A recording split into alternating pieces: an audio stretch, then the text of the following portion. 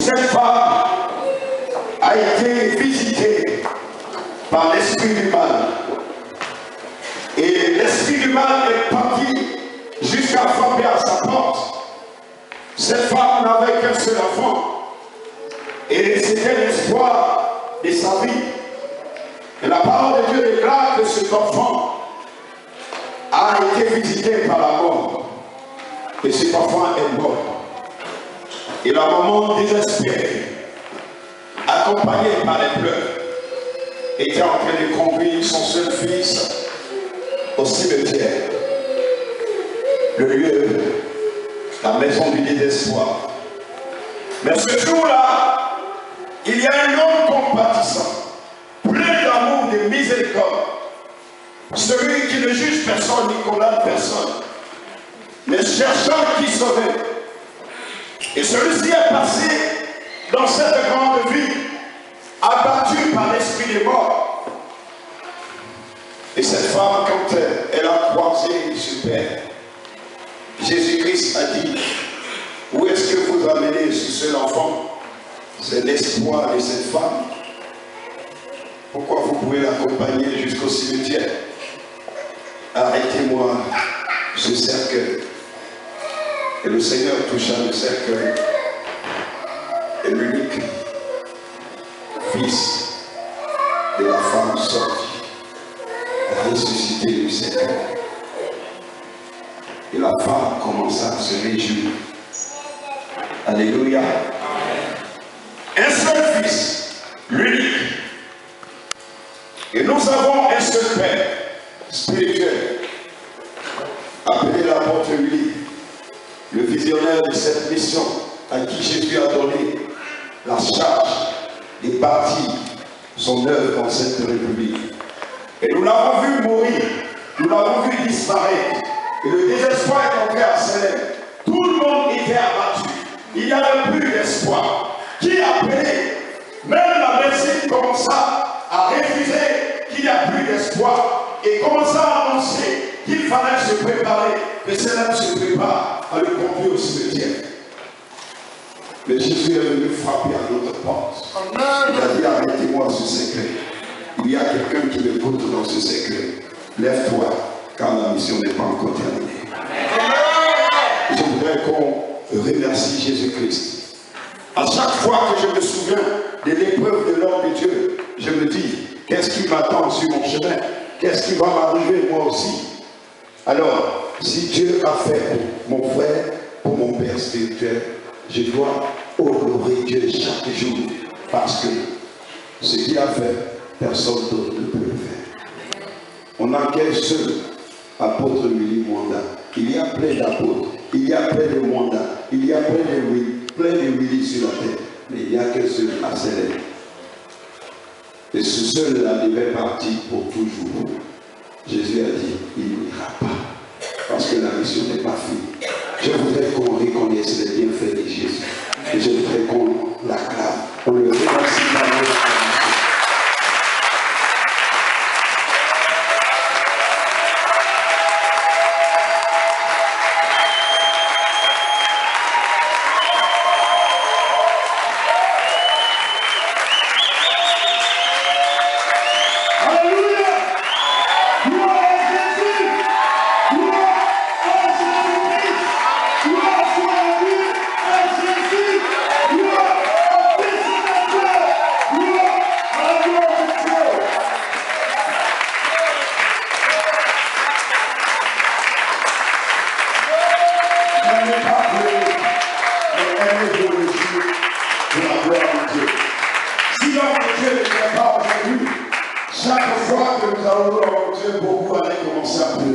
Maintenant que Jésus transforme les pleurs en rire, que devons-nous faire?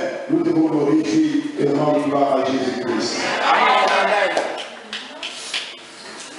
Bénissons le Seigneur et asseyons-nous dans la paix de Jésus.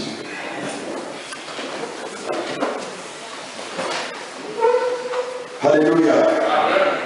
Je bénis tous les enfants de Dieu qui sont présents ce matin, venus pour honorer le Fils de Dieu. Je peux réellement compter sur votre foi, parce que j'ai vu le fruit de votre foi. J'ai vu les fruits de votre foi. Si je vois aujourd'hui l'homme de Dieu, si je vois aujourd'hui Manuela, si je vois aujourd'hui le frère Kima, si je vois aussi le frère Richard qui a piqué une crise, si je vois aujourd'hui Blondel, c'est dans le même laps de temps que toutes ces personnes ont connu l'épreuve. Si je me vois aujourd'hui, peut-être vous me voyez comme ça, mais je pouvais ne pas marcher dans peu de temps. J'avais un problème. mon genou n'était pas dans sa qualité.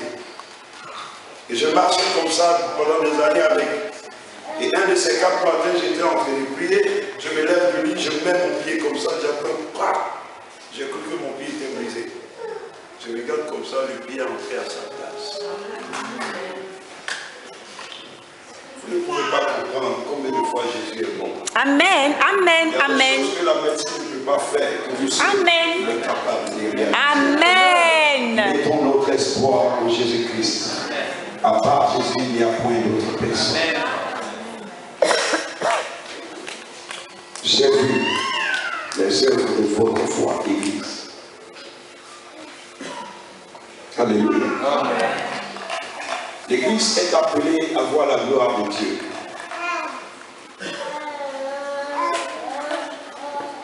Quelqu'un dit dans cette assemblée, Seigneur, je veux voir ta gloire. Je veux vivre ta gloire.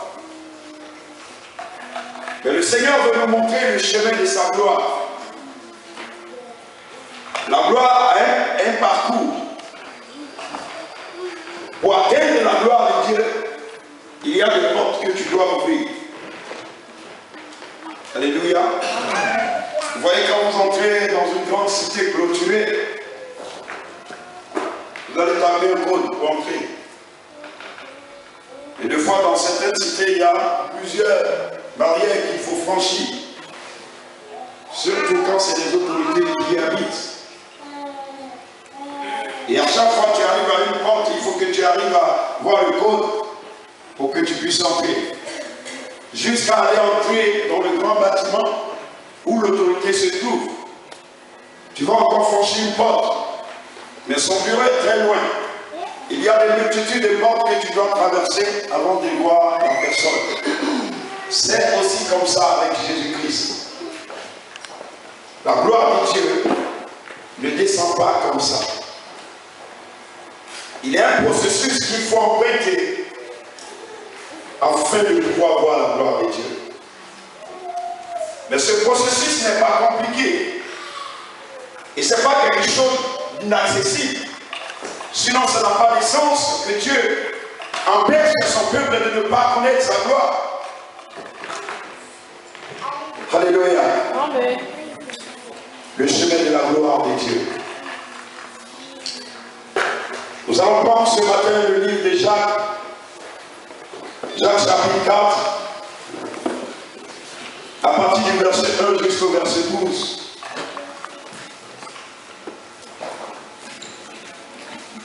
Donnez à ceux qui n'ont pas de Bible, les Bibles. Distribuez, s'il vous plaît.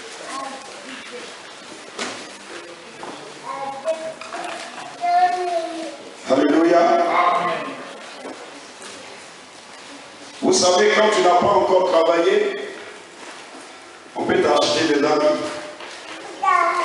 Mais dès que tu entres dans la vie active, il ne faut pas t'habituer à vouloir qu'on te donne toujours. Va et achète le costume qui te plaît et tu t'y mets. Donc aujourd'hui, on peut te donner une Bible, mais pour montrer à Jésus-Christ que tu le cherches, toi-même va et achète-toi une Bible et tu la gardes avec toi. C'est le Seigneur qui est avec toi.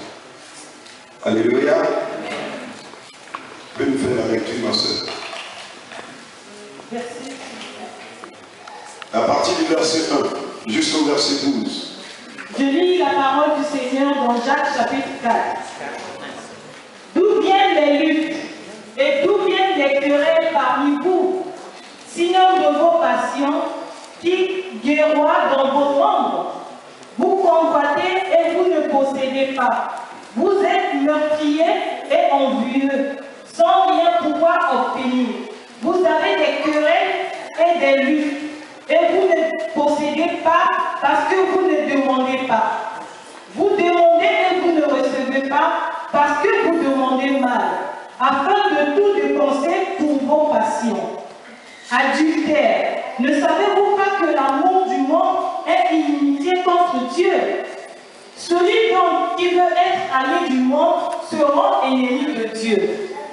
Croyez-vous que l'Écriture dise en vain, Dieu aime jusqu'à la jalousie l'esprit qu'il a fait habiter en vous? Mais il donne une grâce supérieur. Puisqu'elle dit, Dieu résiste aux orgueilleux, mais il donne sa grâce aux hommes. Soumettez-vous donc à Dieu, résistez au diable et il fuira loin de vous. Approchez-vous de Dieu et il s'approchera de vous.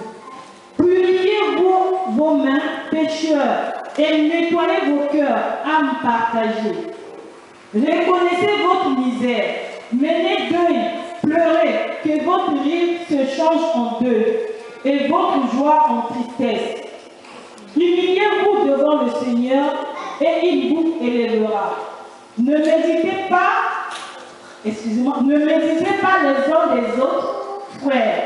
Celui qui médite d'un frère ou qui juge son frère, médite de la loi et juge la loi. Or, si tu juges la loi, tu n'en es pas l'observateur, mais le juge. Un seul est le législateur et juge, celui qui peut sauver et perdre. Mais toi, qui es-tu qui juge le prochain? Amen. Est-ce qu'on peut acclamer la parole de Dieu? Alléluia. Tes acclamations amènent la parole de Dieu qui a une personnalité à entrer chez toi. Plus tu honores la parole, plus elle prend place et elle a envie de vivre ensemble avec toi. C'est une personnalité, c'est une autorité. La parole de Dieu est vivante, plus tranchant que l'épée à double tranchant, qui vient pour défendre la cause de ceux qui sont injustement incriminés par la société. Donc, lorsque nous écoutons la parole de Dieu, nous devons honorer cette parole et la recevoir de tout cœur, parce que c'est elle qui nous rend libres. Il n'y a pas de liberté sans la parole de Dieu. Alors, ce qui m'intéresse dans cette parole que le Seigneur a parlé pour moi, et moi j'ai trouvé bien aussi de partager cela avec vous, parce que c'est le message du Seigneur pour moi. Et j'ai vu que ça pouvait aussi s'étendre sur tout le peuple de Dieu. Alléluia. Amen. Ce remède nous amène à voir la gloire de Dieu. Et il y a cette porte que le Seigneur a présentée par cette parole à son Église. Le Seigneur déclare que nous devons savoir d'où viennent les combats au milieu de nous. Et que cela vient de nous-mêmes. Parce qu'en nous-mêmes, il y a une lutte qui nous empêche à ne pas voir la gloire de Dieu. Mais à partir du verset 7, le Seigneur va commencer à spécifier les différentes portes que nous devons franchir. Alléluia. Amen. Le Seigneur dit, soumettez-vous donc à Dieu. Résistez au diable, il fuira loin de vous. Soumettez-vous à Dieu. La soumission est un sujet très large et très important. La soumission ne peut que devenir un grand enseignement qui peut même faire, qui peut atteindre toute une année. Parce que toute la vie chrétienne s'appuie sur la soumission. La soumission est très importante parce que même l'homme demande à ses propres enfants, la maman demande à ses propres enfants la soumission. Mais se soumettre, c'est quoi? C'est comprendre ce que désire ou ce qu'attend ton père de toi, ce qu'attend ta mère de toi.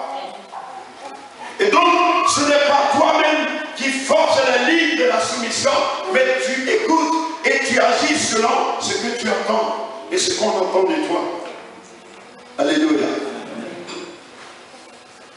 Et quand il n'y a pas de soumission dans l'église de Dieu, la gloire de Dieu ne peut pas descendre. C'est une clé très importante, c'est une porte très importante. Quand dans un couple, il n'y a pas de soumission, se soumettre, c'est connaître ta valeur et les les limites de ta valeur et connaître la valeur de celui qui est en face de toi, qui est important pour toi aussi. Alléluia. Donc à un moment donné, tu dois savoir que celui qui est en face de toi est utile pour toi et qu'il a quelque chose à apporter dans ta vie.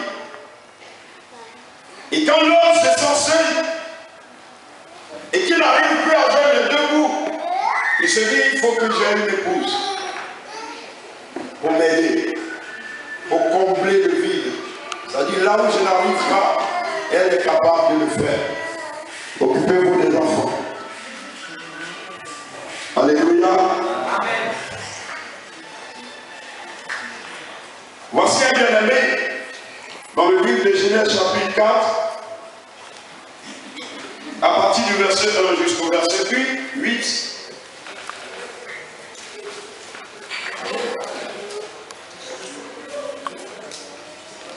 Genèse 4, 1 à 8.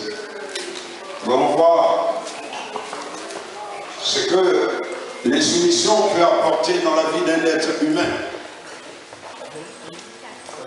Les conséquences que cela peut produire. Alléluia. Je lis la parole du Seigneur. Amen. L'homme connut Ève, sa femme. Elle devint enceinte et accoucha de Caïn. Elle dit, j'ai mis au monde un homme avec l'aide de l'Éternel. Elle accoucha encore de son frère Abel. Abel devint berger de petits bétail et Caïn cultivateur. Au bout d'un certain temps, Caïn apporta des fruits du sol comme offrande à l'Éternel. Abel lui aussi apporta des premiers-nés de son petit bétail avec leur graisse.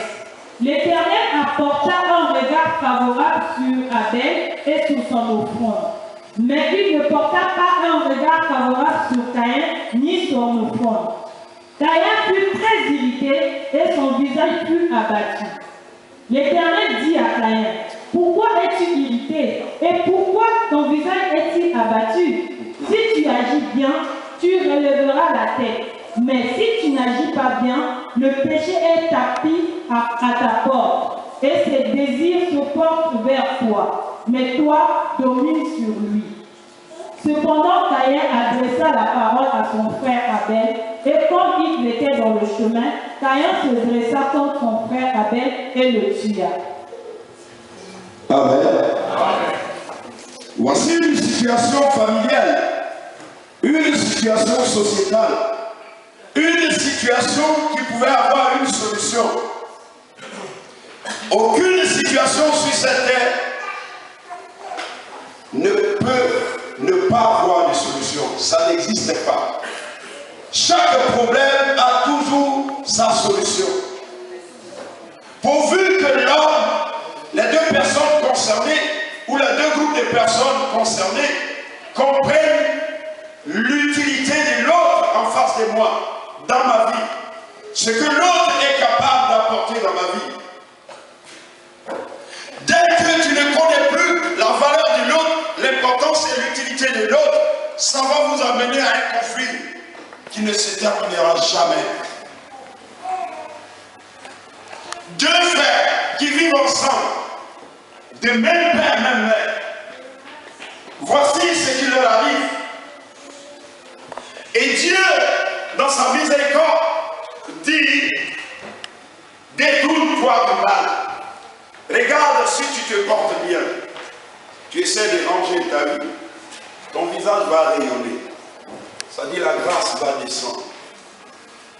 Et quiconque ne veut jamais se soumettre à certains principes qui peuvent amener l'unité, qui peuvent amener la convivialité et l'entente, va commencer à changer de physionomie.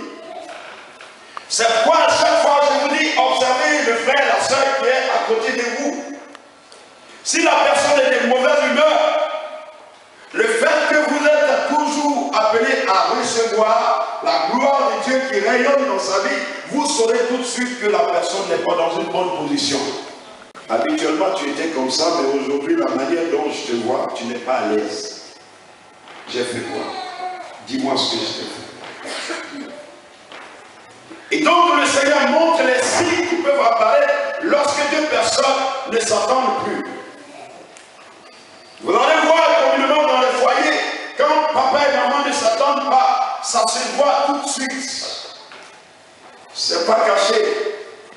Il n'y a pas école pour ça. Le fait que tu vois tout le temps tes parents heureux, le jour où ils ne sont pas dans leur peau, tu le sens tout de suite. Et tu es capable de les approcher pour parler avec eux. C'est ça, la gloire de Dieu.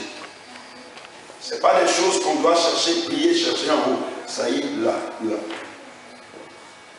Entre nous. Et lorsque l'Église ne peut pas fonctionner de telle manière, et que l'Église va entraîner en son sein la concurrence, va entraîner en son sein, je vais être grand, je suis le grand, je suis fort, je suis intelligent, je suis. Et voyant que les autres ne le sont pas, mais que fais-tu? Tu vas leur donner comme tu en as assez. Partage. C'est pourquoi j'ai dit quand les gens disent que, oh viens mon frère, viens ma soeur, chez moi, dans mon église, il y a le Saint-Esprit. J'ai dit, dis au frère ou dis à la soeur. Comme c'est toi qui gères le Saint-Esprit. Viens, chez moi, il n'y en a pas. Viens, tu vas déposer un peu. Comme ça, chez toi, ça va, chez moi, ça va aussi. Alléluia. On ne peut pas pêcher un poisson qui est déjà pêché, qui est dans un seau. Arrêtez d'évangéliser comme ça. Ce n'est pas une évangélisation. Ça, c'est l'esprit du monde. C'est le diable qui procède comme ça. Mais si je sais que je suis fort, et je reconnais que mon frère n'a pas encore acquis ma force que Dieu m'a donnée, je dois faire en sorte de partager cette grâce avec la personne, prier ensemble avec la personne, et lui communiquer ce que Dieu m'a communiqué pour lui. Dieu te donne pour ceux qui n'en ont pas.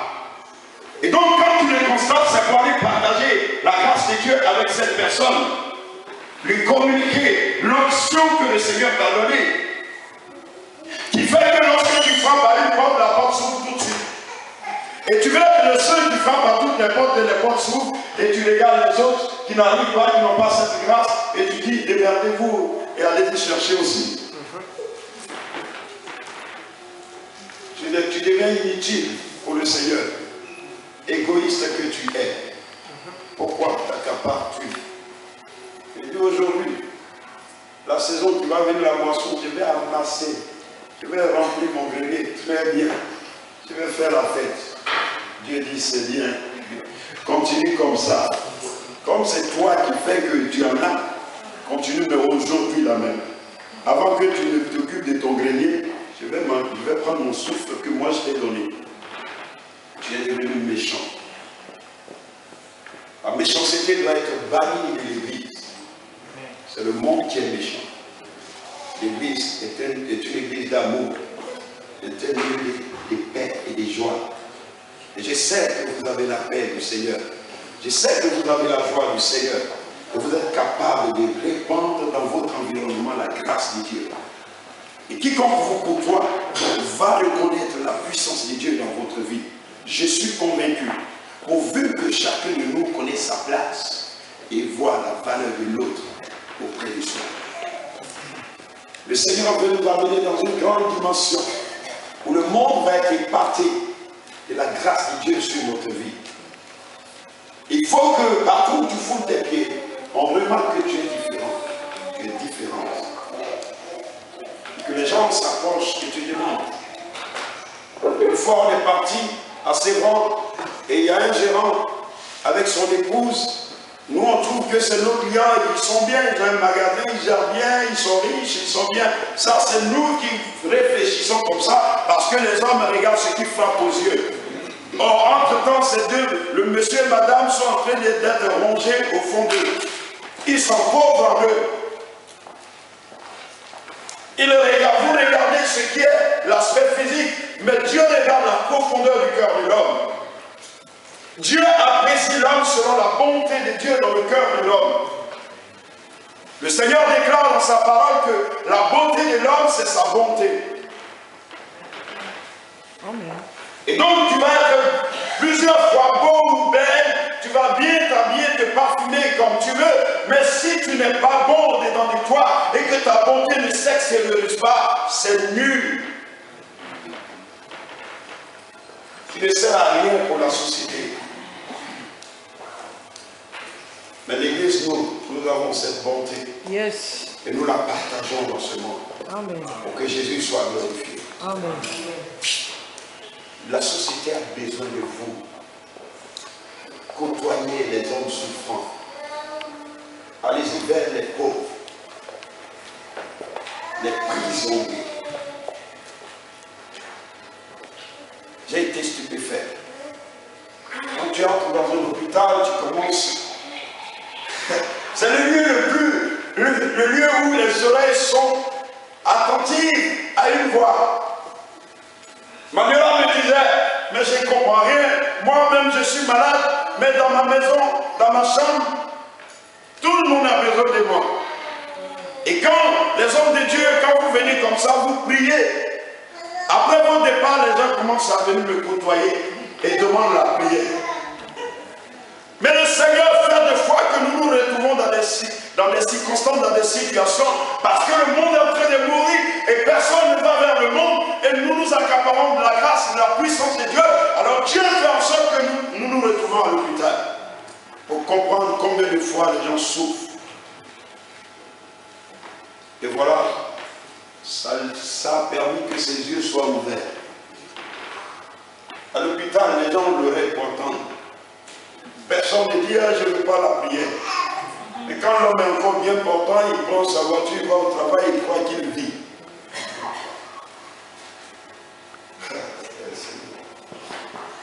Je vous disais, c'est cette clé-là, on peut aller sur toute la nuit.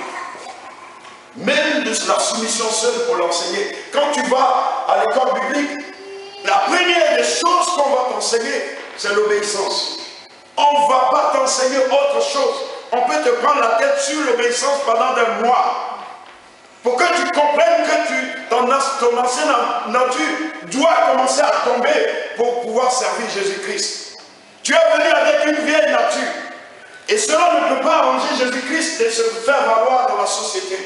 Alors on va t'enseigner l'obéissance, la soumission, l'humilité, avant que tu ne partes parler de Jésus-Christ. Amen. La soumission, ça peut s'étendre sur toute une année et pour enseigner. Et je ressens que l'Église en a besoin. Yes. Ça, je vous dis, parce que ça me fait mal. Nul ne connaît sa place. Personne n'a de la considération pour l'autre. Et je me demande, est-ce le SMIC d'ici qui vous rend comme ça?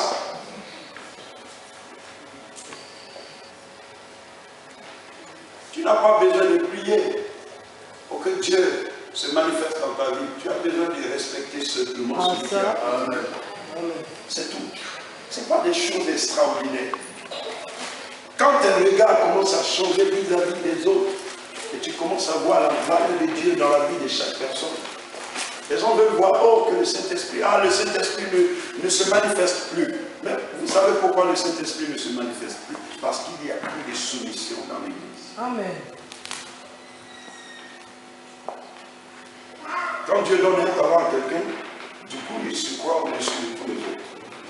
Mais tu as payé quoi pour hériter ce talent? Dis-moi un peu. Quel est le prix que tu as payé? Le Seigneur te donne cette grâce pour tous ses enfants. Et toi, dans ta mentalité, tu crois que tu as fait des efforts pour hériter cela. Et tu t'enorgueilles maintenant. Du coup, le Saint-Esprit dit, je ne peux pas t'utiliser. Je ne peux non plus faire satisfaire qui que ce soit. Parce qu'après, si je passe par ton don, je fais quelque chose, ça va encore devenir plus pire. C'est moi. C'est moi. Moi, je vois, quand les choses veulent arriver, c'est moi qui vois. Ah, Dieu me parle. Je suis le seul à qui Dieu parle dans cette église. Hey! Donc, c'est toi qui guides Dieu maintenant, tu donnes des ordres à Dieu. Quelle ignorance! C'est quoi ces histoires, bien-aimés? Laissez-moi un peu Que le Saint-Esprit parle comme il a envie de parler. Ne soyez pas choqués. Réjouissons-nous de ce que nous soyons traités. Tu souffres de quelque chose. Si on ne diagnostique pas ton mal, tu mourras de ce mal. J'ai jamais vu quelqu'un qui va à l'hôpital et qui ne cherche pas à guérir et sortir de l'hôpital. Sinon, ça devient stupide. Dieu veut faire grâce à son Église, mais que l'Église sache le connaître. Je parle de toi et moi. Je ne dis pas que je suis déjà propre. C'est parce que je suis en train d'enseigner. Mais je veux que toi et moi nous comprenions que nous devons nous considérer mutuellement. Parce que ce que j'ai, tu ne l'as pas. Et ce que toi tu as, je n'ai pas cela. Pour que tu sois important dans ma vie. Sinon, chacun de nous pourrait prendre tous les dons de Dieu et faire ce qu'il veut avec. Mais Dieu connaît le monde et Dieu connaît l'homme. Il connaît les limites de l'homme. Après que l'homme est péché, l'homme est failli. Et l'homme commence à penser à lui. C'est le fait de vouloir penser à soi que Adam a désobéi Dieu. Parce qu'il a voulu concurrencer avec Dieu. On lui a dit, tu peux concurrencer avec Dieu. Tu es Dieu. Qu'est-ce que Dieu a de plus que toi? Il t'a tout donné. Que Dieu le bénisse. Vous savez, celui qui est dans l'insoumission, il se met toujours à l'écart. Quand on dit on va faire telle chose, ah non, moi j'ai pas le temps. Oh, je suis malade. Oh, je suis fatigué. Vous devez comprendre qu'il y a quelque chose qui ne va pas dans sa vie. Toujours à l'écart. Parce que quelque chose est en train de se dérouler dans son esprit. Dieu appelle Kaya, approche-toi de moi. Non, mais tout fait. Ça sert à rien. Pourvu que tu changes de position de cœur, je suis avec toi et je vais t'élever comme j'ai élevé Abel. Il dit pas question. Ça ne marche pas avec moi comme ça. Et l'homme de Dieu peut te convoquer pour une situation quelconque, en train de t'exhorter, de te réconcilier, de t'entendre avec ton frère, avec ta soeur, avec ta famille, mais tu n'écoutes même pas les conseils de l'homme de Dieu. Mais qui tu vas écouter finalement, si tu n'as pas de respect pour les serviteurs de Dieu? C'est qui va descendre pour te parler, pour que tu te normalises dans la société? Alléluia. Amen. Ton seul conseiller, ce sont ceux que le Seigneur a élus auprès de toi. Ils peuvent te donner des bons conseils. Alors s'ils sont en train de te donner des bons conseils, écoute-les. Ils ne te demandent pas d'aller détruire ton frère.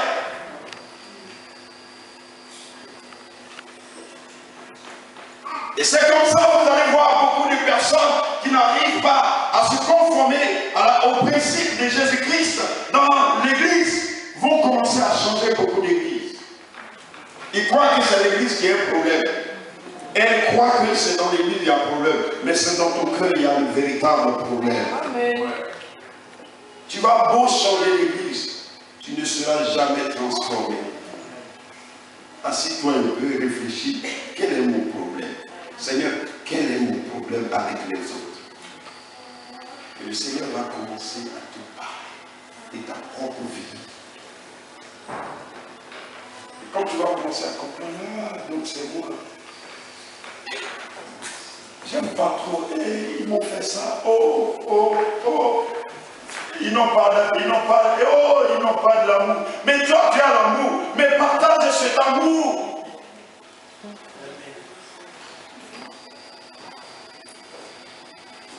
J'aime pas trop ceux qui se plaignent tout le temps. Moi aussi, j'étais comme ça. Mais plus j'aime marcher avec l'homme de Dieu. Aujourd'hui, mon épouse donne témoin et même les enfants spirituels témoignent. Ça me réjouit le cœur. Donc je change un peu. Je m'améliore. Il faut que les gens qui sont autour de toi commencent à parler en bien de toi. C'est pas toi qui vas dire tu es bien. Ça ne sert à rien quand tu te fais des éloges. Tu es en train de te flatter toi-même. Parce que tu vas commencer encore à affecter tous ceux qui sont autour de toi. Il faut que ces personnes-là reconnaissent en toi que tu as changé.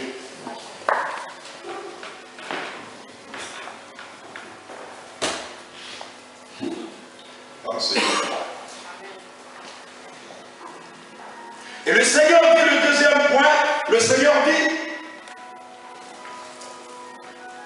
approchez-vous de Dieu et il s'approchera de vous. Approcher Dieu, c'est quoi? Tu ne vois pas Dieu. Comment tu peux l'approcher? Alors, Paul va dire dans le livre de Hébreux, chapitre 10, au verset 24, il dit ceci, n'abandonnez pas vos assemblées. Ça dit, aimer l'Église, c'est aimer Dieu. C'est être proche de Dieu. Venir à l'Église, selon les réunions qui ont été établies dans l'Église, c'est aimer Dieu, c'est approcher Dieu. Plus tu t'approches de l'Éternel, plus l'Éternel s'approche aussi de toi. Je n'ai jamais vu quelqu'un qui est toujours au travail et qui apprend que son frère ou sa soeur allait rendre visite à sa maison et il a pris soin de la maison. Il vient, il voit que la soeur voit que sa petite soeur a commencé à laver les assiettes, à ranger la cuisine, à tout essuyer et a pris soin des enfants, leur donner à manger et entrer chez elle. Mais vous croyez que cette soeur-là ne va pas commencer à changer les façons de marcher avec toi? Vous croyez que les choses ne vont pas s'améliorer entre vous? Mais tel que Dieu, l'attitude de Dieu envers nous, Dieu veut que nous aimons sa maison. Dieu veut que nous venions massivement dans sa présence. Pour qu'il nous voie. En nous voyant, il reconnaît que nous l'aimions aussi. Alléluia. C'est comme tu es ici, certainement quelqu'un a fait une séance dans ta vie. Il faut que je soutienne mon frère, ma soeur. Il faut que je fasse venir mon frère, ma soeur. Et du coup, vous vous retrouvez ici en famille. Mais quelqu'un a pris l'initiative. Même quelle que soit l'attitude de cette personne, aie le courage d'aller lui rendre visite. Reconnais au moins ce que la personne a fait de ta vie. C'est important. C'est tout ce que Dieu nous demande quand on se retrouve. Qu'est-ce que nous apportons au Seigneur qui peut améliorer sa condition de vie? Rien. Mais quand il nous voit comme ça, il veut lui rendre visite et lui dit merci. C'est tout. Ça réjouit le cœur de l'Éternel. Tu ne pourras pas repousser ce que la personne a dit. Parce que si elle a posé l'acte, elle a posé avec amour.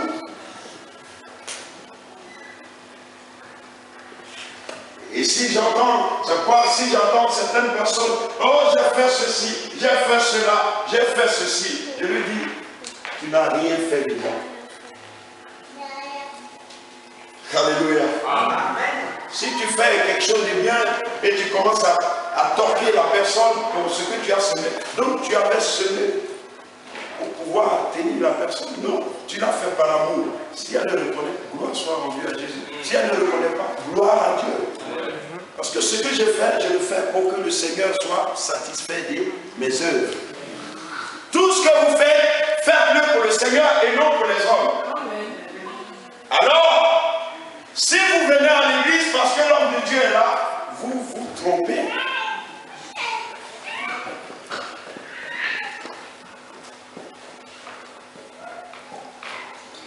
Il y a des personnes qui étaient très actives.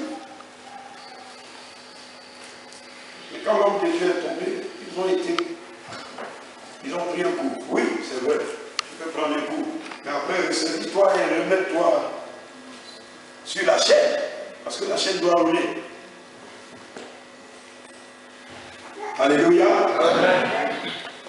L'église, c'est ta maison, c'est ma maison. C'est notre maison, c'est la maison de notre Père Jésus-Christ. Si nous ne venons pas à la maison de notre Père, à quoi servons-nous? Le Père scolarise tous ses enfants et par la grâce de Dieu, les enfants réussissent. Et la fille commence à se marier. Au même instant que la fille commence à se marier, le père commence à s'inquiéter parce que tous ses enfants vont partir. Il va rester avec son épouse. C'est lui-même qui a scolarisé ses enfants. La réussite commence à entrer dans la vie de ses enfants. Les enfants commencent à aller au collège, au lycée, à l'université. En même temps, il s'inquiète parce que personne n'est plus à la maison, il est seul.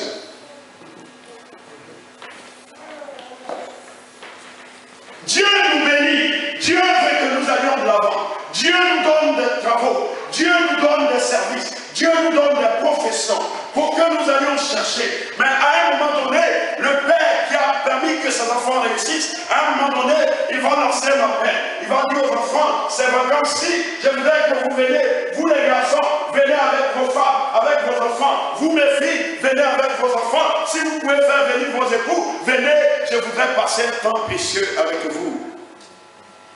Ainsi est l'Éternel. Dieu n'est pas hors de nous. Il agit comme l'être humain agit. Amen. C'est pourquoi il nous a créés selon son image. Amen. Pour que nous comprenions de quel désir il est animé.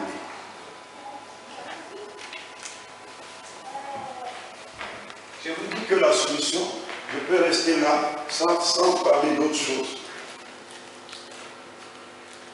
C'est ça. Ton père t'a aidé, tu as grandi. Mais ne l'oublie pas. Quoi qu'il fasse, ne l'oublie pas.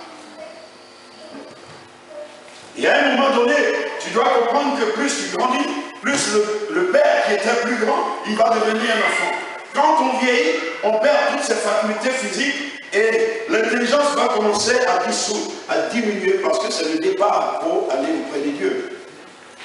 Du coup, toi qui étais enfant, tu dois te mettre dans la peau maintenant d'une mère de la famille, d'un père de la famille et commencer à prendre les soucis de la famille en compte. Alors, quand nous venons à l'église, nous venons pour grandir. Mais grandir comment auprès des hommes de Dieu, des servants de Dieu, cherchant à travailler pour le royaume de Dieu, à prendre soin de la maison de Dieu. C'est comme ça, jusqu'au fil du temps, vous allez voir, à un moment donné, l'apôtre sera fatigué, il va vieillir. Il va vieillir. Il commence déjà. Moi aussi, je vais vieillir. Vous allez voir, j'ai dansé ce soir à un moment donné, tous les enfants là, vous allez me voir, j'ai dit, Jean-Marcel, tu peux m'attraper, tout ne fonctionne plus bien. Mais il faut qu'il y ait une génération qui remonte. Et il faut que vous aspirez à cela. Mais vous ne pouvez pas acquérir cela tant que vous n'êtes pas proche des hommes de Dieu. Alléluia. Amen. Ayez de la considération. Approchez-vous des hommes de Dieu. Approchez-vous des servants de Dieu. Approchez. Approchez-vous. On ne pourra pas vous rejeter. Faites l'effort et venez vers nous aussi. Vous savez, s'il n'y a pas assez de serviteurs de Dieu, à un moment donné, Dieu ne pourra pas ajouter parce qu'on ne peut pas gérer. Les uns vont dire, oh, il n'appelle que ceux-là, il ne m'appelle pas. Mais monsieur, il ne peut pas appeler tout le monde à la fois. On va devenir 150, 200, 300 personnes, 500 membres dans l'église. Et il y a toujours les mêmes serviteurs de Dieu qui servent le Seigneur. Ça ne peut pas fonctionner. Alléluia. Amen. Aidez-nous. Parce qu'on compte sur vous. Et on sait de quoi vous êtes capables, par la grâce de Dieu, de servir aussi notre Seigneur. Nous devons servir le Seigneur tous ensemble. Mais en nous rapprochant les uns des autres. En ayant la même pensée. Il faudrait que nous pensions au bien-être de l'Église. Ne viens pas seulement pour qu'on pense à toi. Alléluia. Amen. Il y a des enfants égoïstes comme ça dans les familles. Hein. Ah, on n'aime pas. On aime que les autres. On ne m'aime pas. On aime que les autres. Mais qu'est-ce que toi tu as fait pour qu'on puisse ne pas t'aimer? Mais si tu deviens inutile, on ne va pas t'aimer. On ne va pas porter trop de regards sur toi. Parce que tu es inutile. Tu vas voir celui qu'on envoie tout le temps. Celui qu'on va dire, tu peux venir. Et finalement, il faut que tu sentes ta misère. C'est-à-dire, il faut que tu comprennes, mais je me rends inutile. J'ai cru que j'avais pris une bonne position. Mais finalement, personne ne me regarde plus. On ne fait qu'envoyer les autres. Mais parce que la conception que tu t'es faite en toi a fait de toi un être isolé. Tu t'es isolé toi-même. Mais si tu te frottais aux autres, tu vas voir que ça va commencer à prendre. Tu vas commencer à devenir utile. Les gens vont découvrir ta valeur. On découvre la valeur de l'autre lorsque l'autre approche. Alléluia. Amen. Lorsque nous nous approchons, c'est là que nous découvrons que, ah, tel a un talent. Je ne savais pas. Mais si tu es loin, on ne saura jamais ce qui est en toi de précieux. Et on ne va pas courir après toi pour aller détecter. Mais si tu aimes l'église, que tu es tout le temps présent, ta présence seule et ta fidélité dans la présence du Seigneur va attirer les regards de l'homme de Dieu ou de la servante de Dieu vers toi. Automatiquement. Et le principe des célèbres, c'est ça. Il peut y avoir un passant. Tu viens aujourd'hui, demain tu ne viens pas. Après-demain tu viens. 2 dimanches tu ne viens pas. On ne sait même pas si tu es avec nous ou tu n'es pas avec nous. Donc le principe des célèbres, c'est de te voir ponctuellement, c'est de te voir chaque fois dans la présence de Jésus, pas pour nous, mais de ce que tu cherches à la face de Dieu, ensemble avec nous, et quand nous découvrons que tu as de l'amour du Seigneur dans ton cœur, et que tu le cherches de toute force, nous allons commencer à dire, associe-toi à nous, parce que nous aussi, nous sommes en train de chercher Jésus-Christ. C'est comme ça la gloire de Dieu descend dans l'église. Quand il y a l'unité dans la vision. Il y a des choses, des chaînes qui peuvent tomber du fait que tu es dans la présence de Jésus. On n'a même pas besoin de t'imposer des mains. On n'a même pas besoin de prier pour toi. Mais la disponibilité de ton cœur cherche à la face de Dieu. Et Dieu porte ses regards favorables sur ta vie. Il descend et il agit. Pour montrer à tous ceux qui sont autour de toi que celui-là ou celle-là me cherche d'une manière à telle enseigne que je ne peux pas rester insensé au moi Jésus-Christ.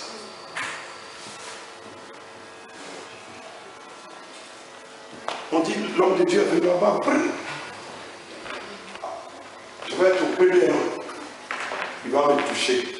On dit que quand tu touches là, c'est fini. Ta vie change.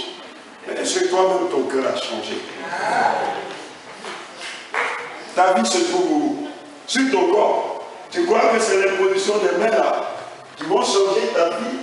Ta vie n'est pas ton corps. La vie est au dedans de toi. C'est ton cœur qui est ta vie. Là où se trouve le trésor, là où se trouve le cœur de l'homme. Donc nous vivons, notre vie est dans notre cœur.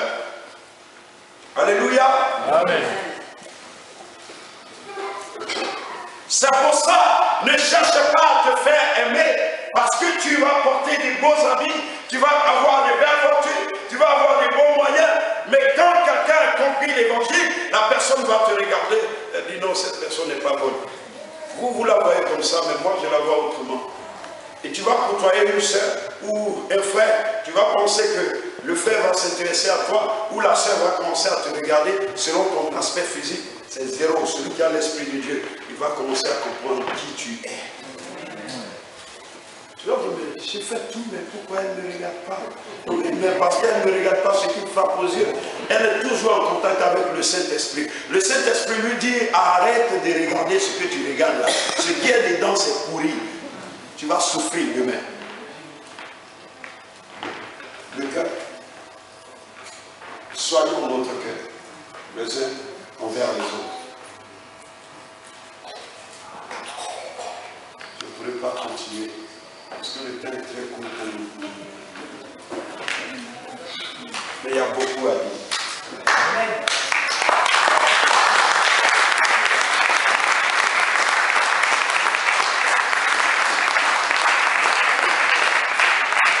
Nous allons demander à Dieu de nous guérir.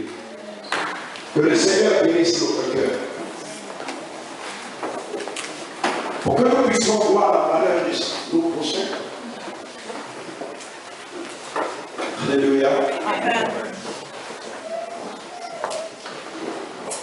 David disait, Seigneur, je veux une seule chose. C'est d'habiter dans ta maison. Fais en sorte que j'habite dans ta maison. C'est là que tu peux combattre contre ceux qui me combattent. Et quelle que soit l'adversité, je reconnais que je vaincrai parce que tu es là. Aimons l'Église et demeurons dans l'Église, dans la présence de notre Dieu. Travaillons pour le royaume de Dieu. Ne néglige pas ton prochain. Aujourd'hui, celui que tu vois très bas, demain peut devenir un grand soutien pour toi. C'est pour ça que le Seigneur disait à Pierre, Pierre, tu es encore jeune, tu as encore la force. Occupe-toi des vieillards, parce que demain, quand tu vas vieillir, il faudrait qu'il y ait quelqu'un aussi pour s'occuper de toi. Donc aujourd'hui, tu peux être béni abondamment, mais ton lendemain n'est pas entre tes mains. Celui que tu méprisais, tu minimisais, toujours au lendemain, tu vas voir que tu es abaissé, tu es devenu pauvre, celui maintenant qui a les moyens, où c'était. Et l'orgueil va saisir ton cœur, tu ne pourras pas l'approcher. Et tu vas te résigner en toi-même et tu vas te détruire. Et tu diras que c'est le diable. Non, ce n'est pas le diable. Dieu nous a donné des capacités et des valeurs pour nous protéger. Et tu vas dire, Seigneur, guéris-moi. Guéris-moi de ma désobéissance. Guéris-moi de ce que je voyais tout en envers autour de moi. Guéris-moi de ce que je pointais toujours du doigt les autres qui ne m'aiment pas. Or, j'ai une participation à donner aussi dans le processus des rapprochements. Prions le Seigneur. Demande la guérison de ton cœur ce matin. Demande à ce que le Seigneur guérisse ton cœur. Tu as besoin de guérir, mon frère, ma soeur. Que la rébellion s'éloigne de l'Église par la grâce de Jésus-Christ. Seigneur, apporte-nous l'onction de la soumission. Que nous nous exercions, Seigneur, à nous aimer les uns aux autres. Accomplis ce matin, Seigneur, ton règne au-devant de nous. Et que toutes les chaînes, Seigneur, et la méconnaissance, Dieu Tout-Puissant, la médisance, Seigneur, dans notre cœur, soit brisée au nom de ton Fils Jésus-Christ. Nous voulons voir ta gloire, Seigneur. Mais que cette vieille nature, Seigneur, soit dépouillée de la tête. Et que toutes les choses deviennent nouvelles dans notre vie au nom du Seigneur Jésus-Christ. Manifeste cette gloire en son divine.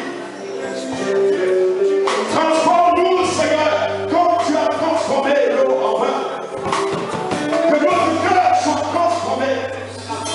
Que la haine soit ôtée et que la joie de Dieu soit implantée dans notre vie.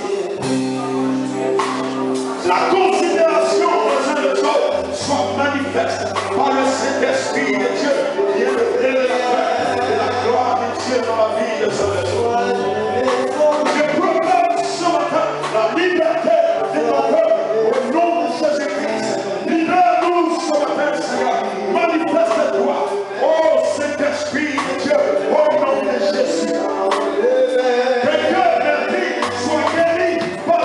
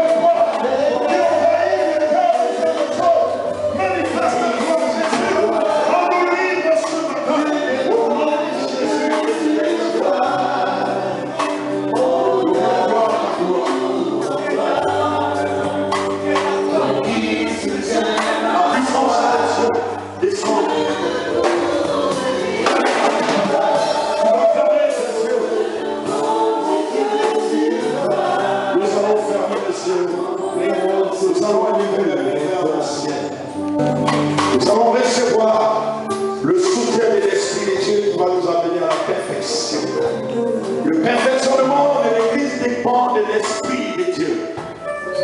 Le perfectionnement de ton cœur dépend de l'Esprit de Dieu. Là où il y a l'Esprit de Dieu, il y a la liberté par le nom de Jésus. Lève ta main vers le ciel. Et le Saint-Esprit agit ce matin. L'Esprit de Dieu descend et règne au nom de Jésus. L'Esprit de Dieu descend et délivre au nom puissant de Jésus-Christ. Nous voulons voir la gloire de Dieu. Que nos cœurs soient libérés, Seigneur, de toute la tristesse. Que les cœurs brisés guérissent par le nom du Seigneur Jésus-Christ. Agis à cause de ton nom, Seigneur Jésus. Car ce n'est ni par notre force, ni par notre intelligence, mais c'est poussé par ton esprit que nous sommes convertis au nom du Seigneur Jésus-Christ éternel. Merci, Saint-Esprit. Nous te recevons au nom du Seigneur Jésus-Christ. Et nous acclamons notre liberté par l'Esprit de Dieu. Le Seigneur exalte tes gloires, ton air c'est tout en toi. Toi qui soutiens ma voix, je ne pourrai plus en toi. Je ne compte que sur toi, mon cœur c'est tout en toi. Toi qui soutiens ma voix. Merci Seigneur pour ta parole. Merci Seigneur pour ta parole. Et nous prions, Père éternel, ce matin. Et nos prières sont destinées à l'homme de Dieu, le prophète César, qui a apporté ta parole. Daigne encore, nous te supplions, ajouter. Daigne encore le bénir, lui, ses projets, toute sa famille et son foyer. Afin que Père éternel, il continue d'être ce réceptacle, d'être ce canal de bénédiction, qui donne des paroles de vie continuellement. Merci Seigneur pour ta parole. Merci Seigneur pour la vie qui en sort. Que ton nom seul soit glorifié, Jésus-Christ. Au nom de Jésus.